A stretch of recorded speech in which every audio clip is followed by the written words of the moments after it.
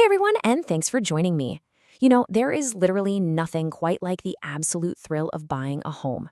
Whether you're a first-time buyer who's been diligently saving up for that down payment, or you're stepping up into that dream property you've always wanted, the journey to homeownership is a massive milestone. But here's the thing. Alongside the fun of picking out paint colors and figuring out where your sofa's going to go, there's a very serious financial and legal side to all of this. It's a huge investment, and unfortunately, that makes homebuyers a prime target for hidden risks and bad actors. So today, we're going to empower you. We're going to build up your Homebuyer Shield by looking at crucial consumer protections so you can navigate this crazy market with total confidence. Welcome to Keys Open Doors. Today, we're breaking down consumer protections for homebuyers. My goal is to make sure you walk into your real estate transactions totally armed with knowledge, so you can focus on the joy of your new home instead of stressing out over unexpected pitfalls. All right, so here is our roadmap for today. First, we'll talk about vetting builders. Second, spotting property hazards. Third, avoiding insurance scams. Fourth, navigating the translation trap. And finally, securing a safe future. Let's jump right in. Section 1. Vetting new home builders. Who exactly is building your dream? It is so easy to get swept up when you're walking through those gorgeous, perfectly staged model homes. But your absolute first line of defense is actually really simple. Do your homework. State governments have dedicated consumer protection divisions, and that includes specific units just for registering new home builders. So before you sign anything or hand over a single dime of earnest money, check those official state registries to make sure your builder is legally licensed. And honestly, while you're at it, run a search for past business complaints. Government agencies track this stuff. If a builder has a history of walking away from jobs or doing shoddy work, that data is out there. Be an informed consumer and check it out before you fall in love with a floor plan. Moving right along to Section 2, spotting hidden property hazards. We really need to look beneath the surface. For a lot of buyers looking at existing properties, the biggest risks are baked right into the house itself. You have to ask yourself, what invisible hazards could be hiding in your future home? Because a fresh coat of paint and some nice landscaping can easily mask incredibly serious and incredibly expensive environmental issues. Remember, you aren't just buying aesthetics, you're buying the actual physical environment you're about to live in. So you really got to know what to look out for. Government agencies actively prosecute environmental crimes, and they frequently secure massive settlements over things like lead paint violations in older homes. If you are buying a charming, older property, lead paint is a huge hazard that absolutely must be taken seriously and mitigated properly. Plus, you want to be fully aware of any unresolved environmental violations tied to the property or the land around it. Don't just assume a house is environmentally safe just because it looks pretty from the street.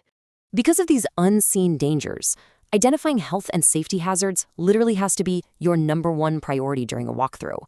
Long before you even think about measuring the windows for curtains, you should be scrutinizing property disclosures and asking the tough questions.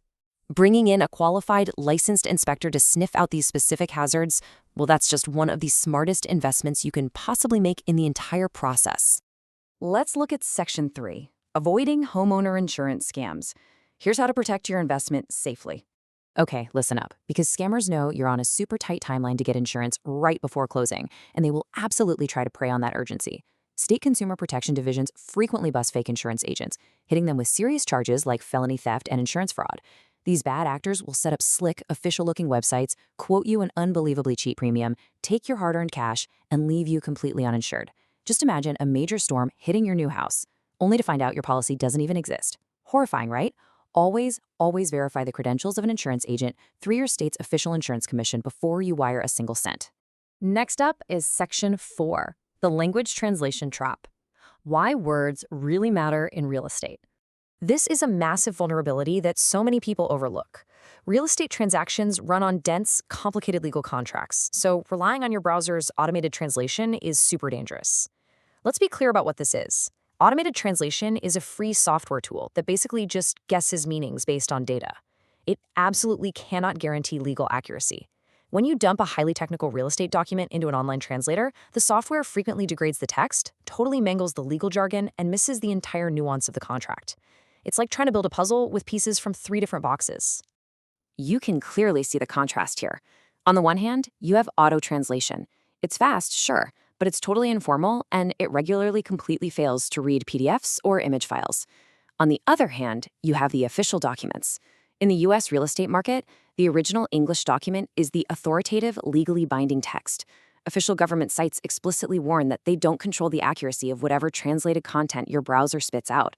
So the bottom line is this. If you use those auto-translated files, you're doing so entirely at your own risk.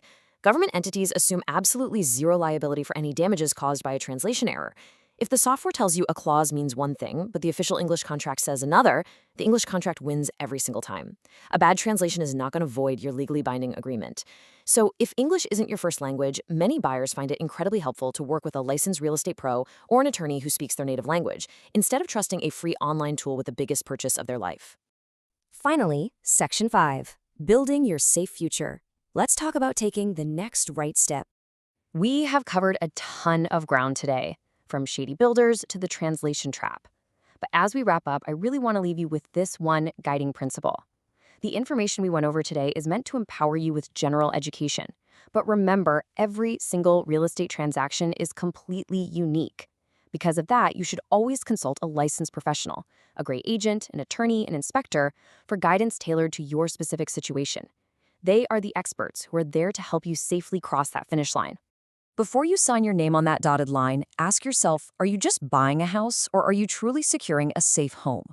Do your homework, build up your shield, and you'll be absolutely ready for whatever this market throws at you. Keys open doors, helping you unlock your path to homeownership. If this helped, like, comment, and subscribe.